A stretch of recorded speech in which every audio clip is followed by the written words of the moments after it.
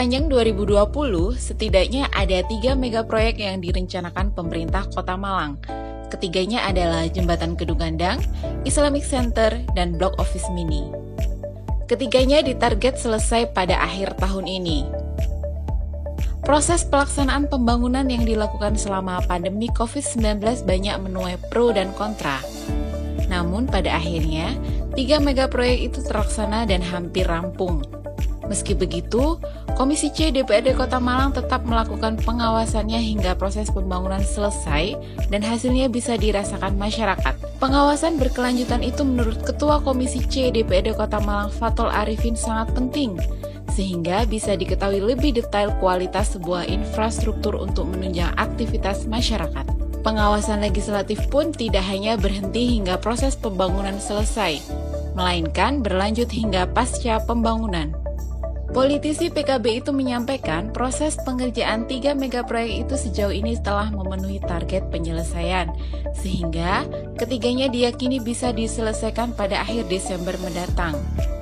Kemudian masyarakat bisa menikmati pembangunan yang berlangsung selama 2020 tersebut.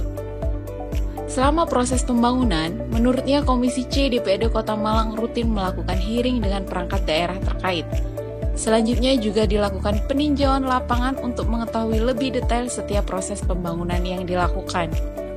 Dia menyebut penyelesaian 3 megaproyek tersebut bagus karena dari hasil tinjauan lapangan yang dilakukan beberapa kali bersama tim teknis, menurutnya tak ditemukan proses pembangunan yang menyalahi.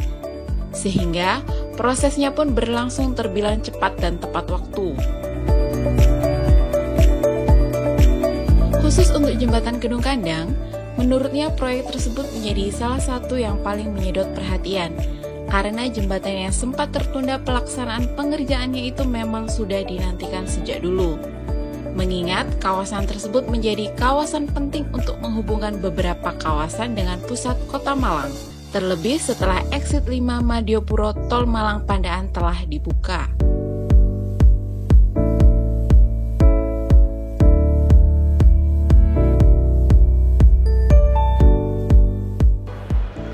Secara umum, kami Dewan kan punya 3 fungsi. Fungsi pengawasan, fungsi penganggaran, dan fungsi legislasi, tumbuhan perda. Kami sesuai dengan tupoksi punya 6 mitra kerja. Dinas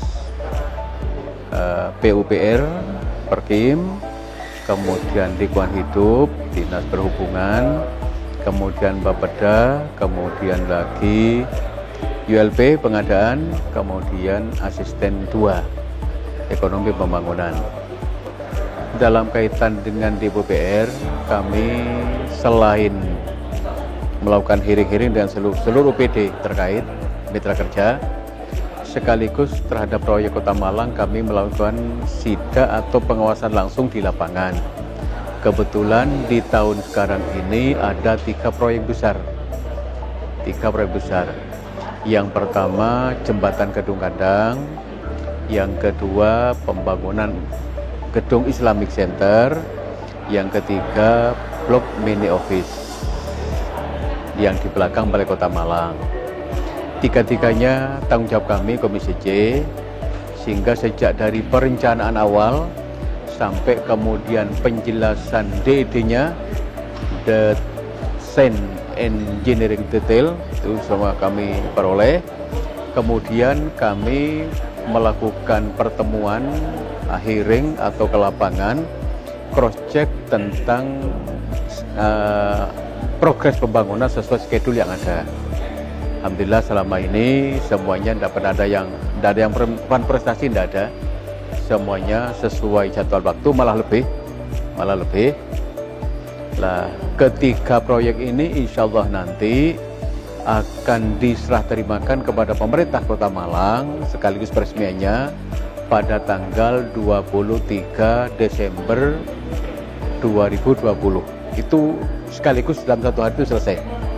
Diawali dari Kedung Gandang dulu, jembatan, terus bergeser ke Gedung Islamic Center, kemudian bergeser ke yang ini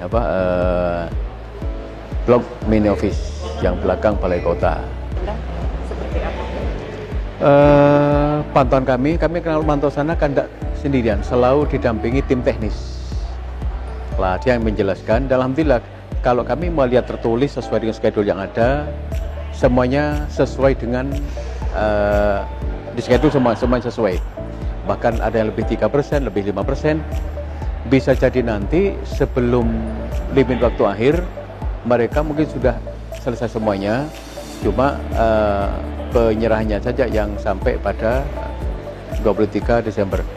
Tapi secara umum selain progres pembangunan, termasuk kualitas pengerjaannya pun walaupun terkendala COVID, semuanya berjalan dengan bagus.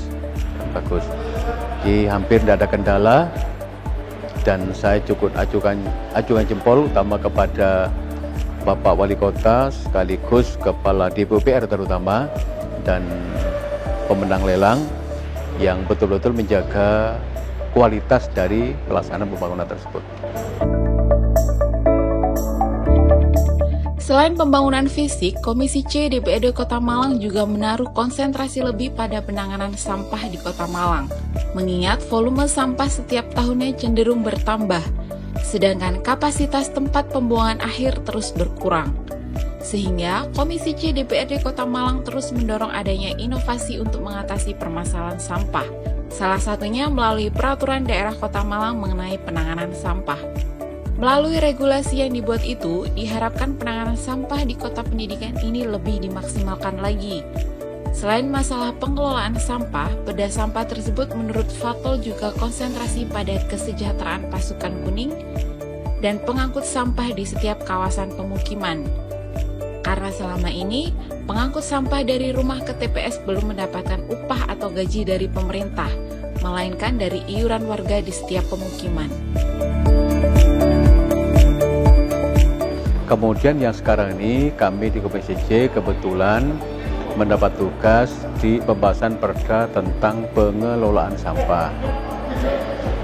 Sampah ini merupakan masalah nasional, bahkan masalah dunia. Kita Kota Malang memang sudah ada kerjasama pola sampah yang kita kenal dengan sanitary landfill.